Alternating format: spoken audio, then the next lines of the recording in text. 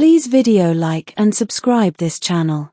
When I first arrived on Kepri station, I believed loneliness would be easier among the stars. Earth had grown too crowded, too loud, and too full of reminders of everything I had failed to become. On Kepri, a massive orbital city drifting at the edge of a violet nebula, no one cared who you had been. You were measured only by what you could do now. That suited me just fine. Kepri station was a crossroads for dozens of alien species, each with their own customs, languages, and unspoken rules. Humans were still considered newcomers, useful, adaptable, but emotionally strange. We smiled too easily, spoke too directly, and gave meaning to things others considered worthless. I worked in the lower maintenance rings, repairing atmospheric seals and gravity stabilizers. It wasn't glamorous, but it was honest work. Most days passed quietly, filled with the hum of machines and the distant glow of stars through reinforced glass. That was where I first saw her. She stood near the observation deck, motionless, as if carved from polished obsidian. She was tall, slender, with skin that shimmered faintly like oil on water. Her eyes were large and luminous, reflecting colors I couldn't name. Long silver tendrils, hair, I assumed, fell down her back, woven with delicate metallic threads. I had seen her species before, the Aurelian. They were rare, known for their emotional restraint and complex social codes. Rumor said they felt deeply but showed nothing. She showed everything, by showing nothing at all. Every time I passed the observation deck, she was there. Always alone.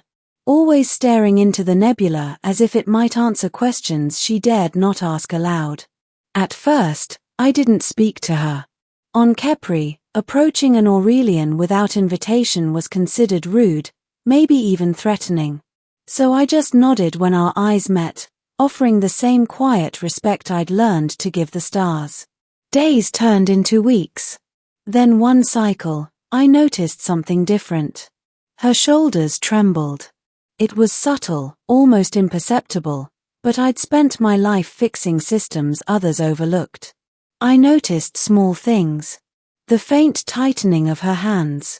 The way her breathing faltered, just for a moment, before returning to perfect control. She was crying. Or at least, trying not to. I hesitated. Everything I knew said I should leave her alone. But something older than reason pushed me forward. "Hey," I said softly, careful not to startle her. "Sorry. I didn't mean to interrupt."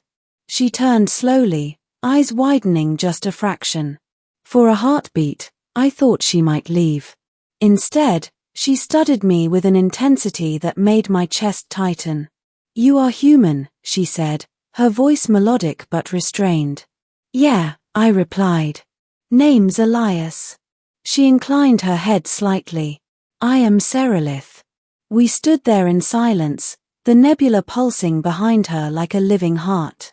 "I've seen you here a lot," I said finally. "If I'm intruding, I can go." "No," she replied at once, then paused, as if surprised by her own urgency. "You are not unwelcome." That was the beginning. After that, we spoke often. Sometimes only a few words, sometimes longer conversations about nothing in particular. I told her about Earth's oceans, about storms and sunsets and the way rain smelled on concrete. She listened with a hunger she tried to hide. She told me little about herself at first. Only that she was far from home, bound by obligations she did not choose. One cycle, I noticed she seemed especially distant. Her gaze drifted, her responses slower. "What's wrong?" I asked gently. She hesitated, then said, "Among my people, I am incomplete." I frowned. "Incomplete how?" She looked away. "I have failed to form a binding. Without it, my status diminishes. My future narrows." It sounded harsh, clinical. But beneath her words, I heard pain. "I'm sorry," I said. "That sounds lonely." Her eyes flicked back to me, startled. Lonely, she repeated, as if tasting the word. Yes. That is accurate.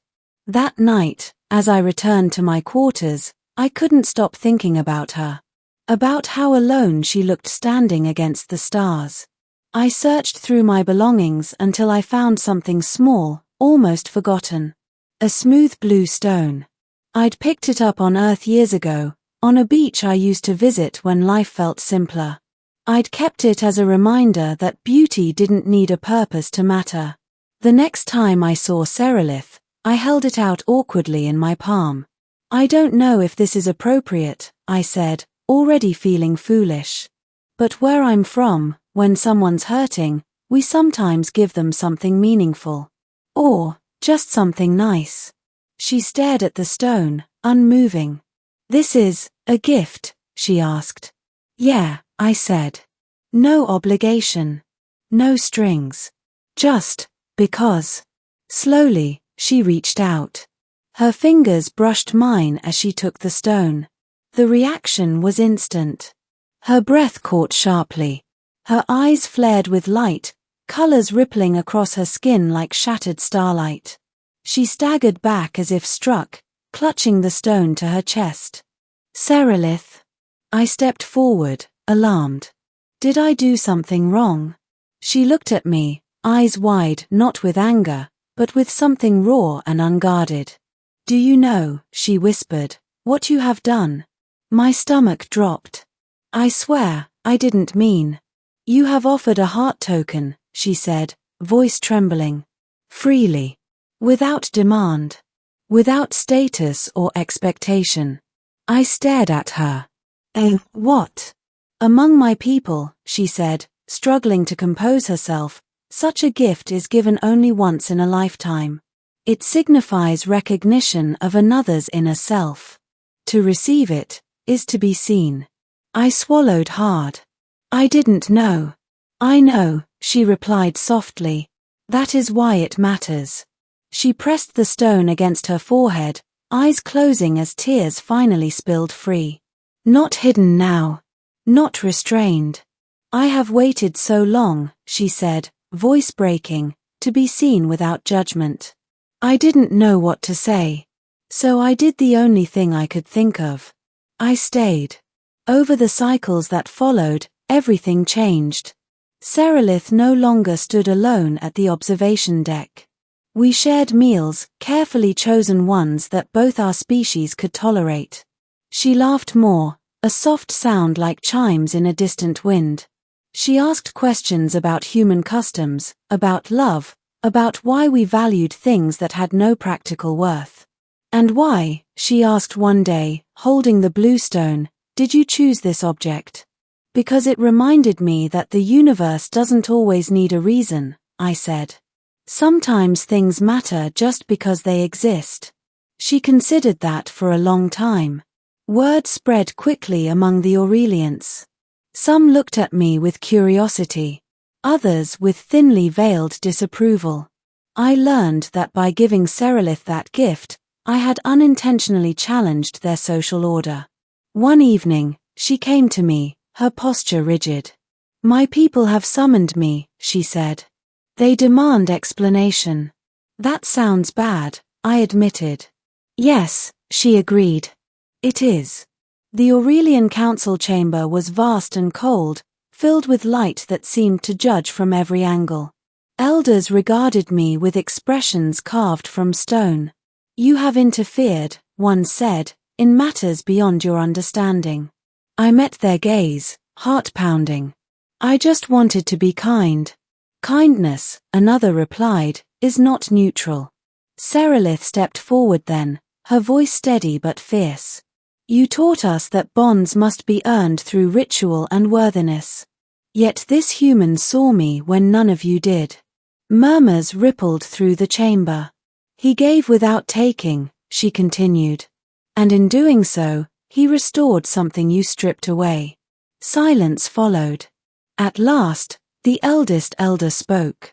If this bond is as pure as you claim, it will endure scrutiny. Days passed in tense uncertainty. I feared I had doomed her, tied her fate to mine without consent. Then, finally, Cerilith returned. They have accepted it, she said, relief flooding her features. Not because of tradition, but because they could not deny the change in me. She smiled, fully, brilliantly. I choose my own path now, she said. And I choose you, if you will have me. I didn't hesitate. Always. Years later, as Kepri Station drifted on and the nebula shifted like a living dream, I often thought about how close I'd come to walking away that first day. All it had taken was a simple gift. A small, human thing. But sometimes, the smallest things carry the greatest truth that hearts, no matter how alien, recognize kindness when they feel it. And once seen, they never forget.